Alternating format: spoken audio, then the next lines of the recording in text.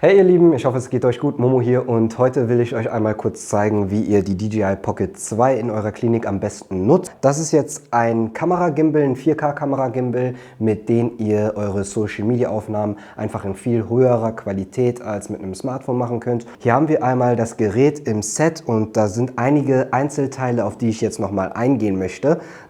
Ja, wir haben hier unten einmal so ein kleines Stativ, das lässt sich auch wegklappen und wieder auch rausdrehen.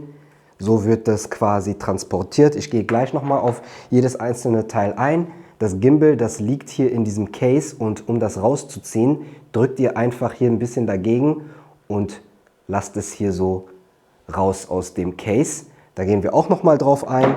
Hier oben gibt es noch ein Mikrofon, das ist dann für den Herrn Dr. Nawan. Das kann er sich anklippen und das verbindet sich automatisch, wenn beides an ist. Anschalten lässt sich das Mikrofon hier über einen Schalter. Einfach die Wippe ziehen und dann ist das Mikrofon an, wird angezeigt durch ein Leuchten und verbindet sich dann.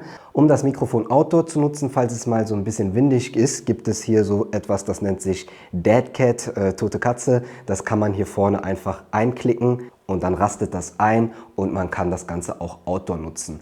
Falls Sie, Herr Dr. Nawan, mal jemanden unterwegs interviewen möchten, können Sie es auch ganz einfach so in die Hand halten, reinsprechen und dem Interviewee so einfach auch hin und her reichen. In dem Case selbst haben wir noch ein, zwei Utensilien drin, auf die ich noch mal eingehen möchte. Hier gibt es zum Beispiel hier oben eine extra Linse, das ist die Weitwinkellinse. Die werdet ihr im Klinikalltag nicht brauchen. Ich würde das nicht empfehlen, die zu nutzen. Aber falls Sie, Herr Dr. Nawan, unterwegs sind, ist das vielleicht ganz interessant, falls Sie Architektur zeigen möchten, dass Sie das schon mal gesehen haben, ist eine Weitwinkellinse. Die kann man hier einfach dran kleben und das hält magnetisch und kann ganz einfach wieder abgemacht werden. Des Weiteren haben wir hier drin auch noch zwei Adapterstücke. Also das reinzubekommen ist so ein bisschen friemelig, aber machbar. So. Des Weiteren haben wir hier drin auch noch zwei Adapterstücke für die jeweiligen Smartphones. Einmal das für das iPhone und USB-C für Android-Geräte. Ich nehme den iPhone-Adapter schon mal raus, weil den brauchen wir gleich, um euch zu zeigen, wie ihr das Ganze mit einem Smartphone nutzt. Jetzt haben wir den Gimbal erstmal wieder und ja, der Gimbal, der ist halt ein 4K 3-Achsen-Gimbal, stabilisiert die Kamera auf 3 unterschiedliche Achsen und hier haben wir oben erstmal die Kamera, wie gesagt.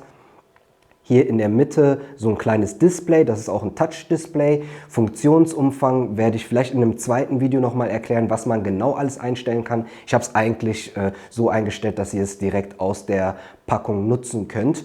Und hier unten nochmal so ein Joystick. Dieser Joystick-Bereich, den kann man abmachen, falls man das Smartphone nutzen möchte. Das zeige ich euch auch gleich. Da kann man dann andere Funktionen dann mitnutzen. Dann hier unter den Joystick-Bereich dann die Möglichkeit, das Ganze zu recorden oder ein Foto zu machen und hier die Wahltaste, die zwischen den unterschiedlichen Modi wechselt. Das hier unten ist der Creator Pack, den kann man abmachen. Ich würde euch empfehlen, lasst es immer dran. Das ermöglicht die Konnektion mit dem Mikrofon und dass man da alles gut hört. Auf der rechten Seite der Power-Button, den drückt man, um das Ganze zu aktivieren und das machen wir gleich einmal. Links nochmal ein Micro-SD-Kartenslot und da ist die Karte drin, da braucht ihr auch nichts machen. Um das Gerät selbst sind auch Mikrofone und die Qualität ist in Ordnung, aber um die Audioqualität wirklich zu verbessern, nutzt man am besten das mitgelieferte Mikrofon. Hier unten gibt es noch einen Gewindeanschluss, hier könnte man das Mini-Stativ nochmal befestigen. Das mache ich hier einmal. Und so kann man es dann auf den Tisch auch platzieren, falls man sich selbst mal filmen möchte. Wir schalten das Ganze jetzt erstmal an und ich zeige euch so, wie das Ganze funktioniert. Gedrückt halten, dann geht die Kamera direkt an und sie ist jetzt sofort im Selfie-Modus. Um aus dem Selfie-Modus rauszugehen, muss man hier die untere Taste dreimal schnell gedrückt haben. 1, 2, 3. Und dann wechselt die Kamera in die Vorderfront. Beim jeden Starten ist sie erstmal im Selfie-Modus, damit ihr es wisst. Und ja, ihr seht hier, das Ganze ist schon 3 Achsen stabilisiert. Ihr könnt Bewegungen machen und um zu filmen, könnt ihr einfach auf den roten Button drücken. Und das Ganze filmt dann Bewegungen einfach mitziehend Ich filme euch hier so eine kleine Sequenz, damit ihr das auch mal gesehen habt. Und er ist jetzt im Modus Folgen, also er folgt jede Bewegung einfach ganz sanft mit. Auf der linken Seite, besser gesagt, haben wir hier noch so einen kleinen Joystick. Den können wir nutzen, um Zoom zu betätigen. Also es ist ein zweifacher Zoom und der ist super smooth. Den könnt ihr mit Bewegungen zum Beispiel nutzen. Oder wenn ich rausziehe und reinzoome, hat man so einen Trippy-Effekt. Ist ganz cool gemacht. Die könnte ich euch empfehlen für ein paar Clips. Auf der rechten Seite neben dem Joystick habt ihr den Wahlreiter. Hier könnt ihr die unterschiedlichen Modi durchsippen. Wir sind jetzt einmal im gesperrten Modus. Das heißt, die Kamera, die ist auf der horizontalen gesperrt und geht nicht wirklich mit. Also sie versucht so zu bleiben und zieht die Kamera halt nicht mit. Die würde ich euch nicht empfehlen zu nutzen, diesen Modus. Nochmal draufdrücken, dann ist man im FPV-Modus. Das ist wie bei diesen ganz schnellen Drohnen. Da ist die Kamera so ein bisschen reaktiver. Also falls euch der Schwenk mal zu langsam geht, dann könnt ihr euch merken, FPV ist der Modus, den ihr dann braucht. Aber ich würde euch raten, bleibt immer im Folgenmodus. Das funktioniert eigentlich ganz gut und so würde ich euch empfehlen, diese Kamera zu nutzen. Ihr könnt den Gimbal auch manuell nochmal zurichten, falls ihr in der Schnelle mal Probleme habt, dass er in die richtige Richtung zeigt. Dann könnt ihr auch die Kamera greifen und in die richtige Richtung drücken. Er bleibt dann so und falls ihr merkt, okay, die Kamera ist aber zum Beispiel nach unten gerichtet und ich will, dass sie wieder zentriert, dann könnt ihr die rechte Taste hier unten zweimal drücken. Das zentriert die Kamera dann wieder. So. Das ist einmal das, falls ihr den Gimbal ohne Smartphone nutzen möchtet. Ich zeige euch jetzt auch einmal, wie ihr das Ganze mit Smartphone nutzt und dafür mache ich es wieder kurz aus. Wenn ihr es ausmacht, geht er automatisch in diesen Sleeve-Modus. Da habt ihr ein paar Sekunden Zeit, das wieder in die Kartusche zu tun, falls ihr es verstauen möchtet. Ansonsten werden die Magneten gleich wieder gelöst und dann hängt der so ein bisschen blöd rum. Jetzt ist es zum Beispiel so, das Reinlegen in das Sleeve funktioniert aber auch super einfach. Also wirklich nur reindrücken. Ich wollte euch jetzt zeigen, wie ihr das Ganze mit dem Smartphone nutzt. Das ist jetzt der Joystick, der eingesteckt ist. So verstaut ihr das auch mit dem Joystick installiert. Falls ihr aber euer Smartphone nutzen möchtet, braucht ihr halt den passenden Adapter. Den Joystick könnt ihr hier einmal rausdrücken, nach links, den Adapter nehmen und von links einmal nach rechts reindrücken. So, dann ist jetzt der iPhone-Adapter installiert. Dann nehmt ihr euer iPhone daher. Ich habe jetzt hier die Mimo-App schon installiert. Die nennt sich DJI Mimo. Die sieht so aus und das Verbinden ist denkbar einfach. Ich mache es einfach mal an. So.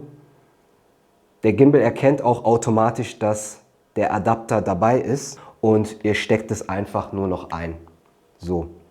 Das wird dann automatisch verbunden und ihr seht mich jetzt hier im Büro und das Bild, was ihr hier habt. Ihr könnt zum Beispiel, wenn ihr dreimal drückt, wechseln die Ansicht und im Display könnt ihr auch Dinge auswählen, also tracken lassen.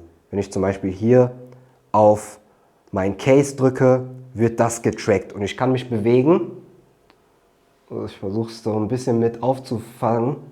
Und mein Case wird hier getrackt. Das könnt ihr auch mit Gesichtern machen, wenn ihr hier auf X klickt und ich packe mich mal wieder zurück. Dann könnte ich mich auch hier auswählen. Also ich bin jetzt ein bisschen weit aus dem Bild raus, aber wenn ich jetzt hier mich gewählt habe, seht ihr, wenn ich links und rechts meinen Kopf drehe, wird es verfolgt. Einfach die App mal so angucken, die ist sehr intuitiv. Ich will das Video jetzt nicht zu lang werden lassen, aber falls ihr Fragen habt, werde ich euch da gerne nochmal so ein kleines Erklärvideo machen, wie man noch Einstellungen ändert. Aber das DJI Pocket 2 Gerät ist eigentlich ein sehr intuitives Teil und ihr habt hoffentlich viel Spaß, das dann zu nutzen. Bevor ich das Video jetzt aber beende, wollte ich euch nochmal zeigen, wie ihr das Ganze dann vom Smartphone runterladen könnt. Also wenn ihr die DJI-App hier einfach habt, zurück in Home, dann könnt ihr hier unter Album alle Bilder und Videos einsehen, die ihr auf dem Gimbal habt. Und wenn ich hier drauf klicke, kann ich es einfach runterladen. Full Download, dann wird es runtergeladen. Ich baue das jetzt erstmal wieder zusammen, ausmachen. Jetzt ist quasi der Adapter dran, den macht man ab, macht den Joystick wieder dran, weil nur mit Joystick passt das Ganze in das Case.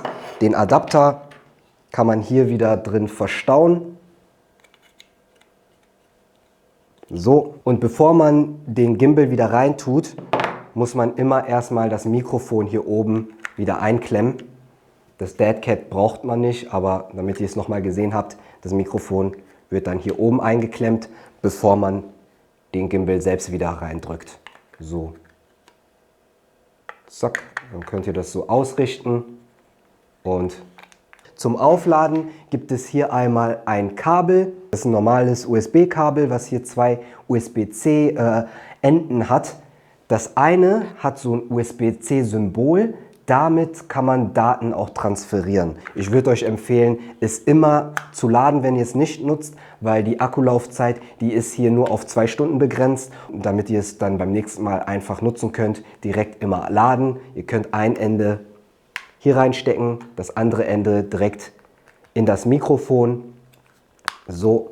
Und dann beides per USB laden und so habt ihr dann immer genug Akkukapazität für euren nächsten Einsatz. Ja, das war es dann erstmal. Doch ein bisschen länger als gedacht, aber ist halt auch viel Kleines, was man dann zeigen muss. Und falls ihr Fragen habt, könnt ihr mir nochmal das alles aufschreiben. Dann mache ich vielleicht nochmal ein extra Video dazu, zu den Funktionen. Aber so könntet ihr es eigentlich schon ziemlich einfach selbst nutzen. Ich hoffe, ihr hattet Spaß an dem Video und wir sehen uns dann demnächst. Tschö.